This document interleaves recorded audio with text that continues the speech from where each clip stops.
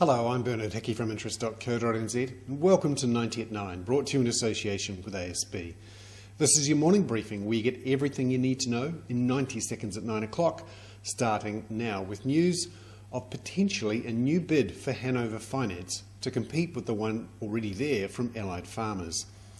According to a source in NZHerald, a well-known and trusted player will make a competitive offer to Hanover Finance investors.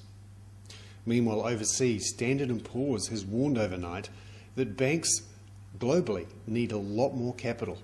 They've come up with a tougher measure of Tier 1 capital, the safest type of capital that banks have, and has downgraded so-called hybrid debt. Now, this has an effect on the big four banks here in New Zealand, who are below the 8% threshold that Standard & Poor's says is necessary to remain safe as a bank. Now, ANZ is on 7.1%, NAB, which is the BNZ, at 6.9%, and the Commonwealth Bank, which is ASB, is on 6.3%. However, the Australian banks are much safer in the eyes of Standard & Poor's than the likes of Citigroup, which is on 2%. Meanwhile, overnight, more bad news from the US economy, where there was a revision downwards in the latest quarter for GDP, down from 3.5% to 2.8%, because in America they have various measures of GDP, the quarterly GDP as they go through.